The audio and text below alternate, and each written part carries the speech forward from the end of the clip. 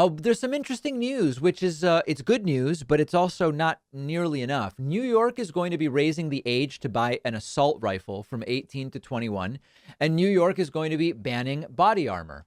Widely reported, including by Bloomberg, Governor Kathy Hochul and legislative leaders pledged to raise the legal age to purchase an AR-15 assault rifle in New York to 21 from 18 and pass a package of measures to tighten gun laws before the end of the state's legislative session this week.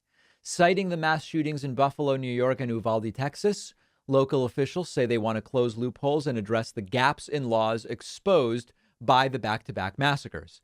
The bills would prohibit the purchase of body armor for civilians, require a license to purchase a semi-automatic rifle, make threatening mass harm a crime, and strengthen the state's red flag laws. The measures would also require new pistols to have micro-stamping technology, which uses lasers to imprint markings to make it easier to trace guns to registered owners. Illinois, Washington, Hawaii, and Florida have already raised the age from 18 to 21 for assault rifles. So this is great, right? But neighboring Pennsylvania, you still only have to be 18 to buy an assault rifle. In neighboring New Jersey, you still have to be only 18 to buy an assault rifle.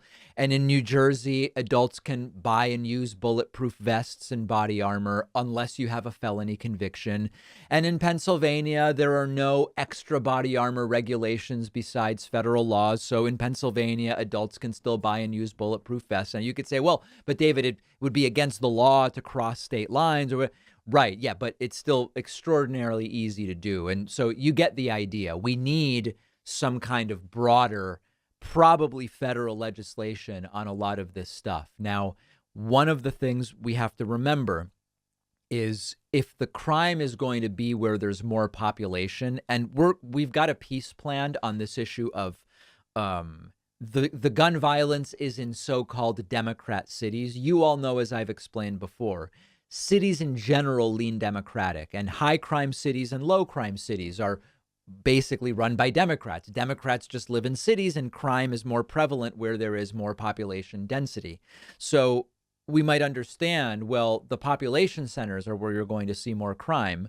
But if it's that easy for people to go to Jersey and Pennsylvania for the weapons, or to go from Chicago into Indiana, this type of thing might actually backfire statistically in what shows up. Good for New York City, good for the state of New York, but we really need a national effort here. Now, in terms of 18 versus 21, I would actually go to 25 on semi-automatic assault weapons. Now, you might say, but David, why not ban them altogether? Sure, I'm trying to be realistic to some degree.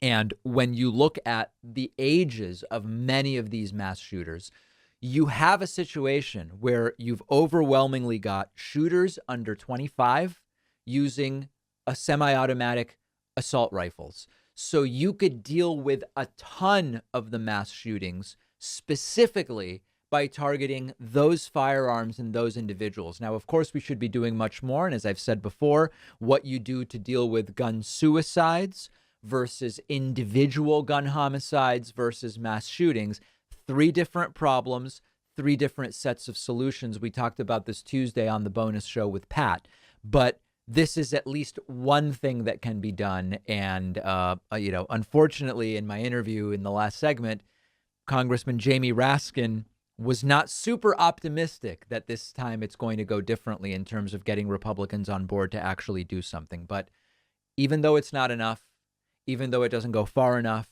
even though it's not happening in enough places to make a difference yet, New York is at least doing something. Listen, Canada is doing more as a result of mass shootings in the United States than the United States is doing. And we'll talk about that on the bonus show. What if you could get through an entire nonfiction book in just 15 minutes? Blinkist takes top nonfiction books in every genre, boils them down into a text or audio explainer that you can consume in 15 minutes. Of course, Blinkist would never replace reading real books in their entirety, but Blinkist lets you absorb the most important insights from the nonfiction books you wouldn't otherwise have time for. I have a ton of different ways I consume information, and Blinkist is one of those, and it's super efficient. I just used Blinkist to listen to the book Toxic Positivity. Super interesting, just about this like happiness obsessed culture that now we live in. Got through it in 15 minutes with all of the key points. Blinkist also takes tons of popular podcasts and creates a 15-minute explainer for each episode. And Blinkist really just empowers you to grow by discovering new ideas, knowledge that will give you valuable new perspectives about the world. Go to Blinkist.com/Pacman to try Blinkist free for 7 days, and you'll get 25% off a premium subscription that's just $6.25 a month. The link is down below.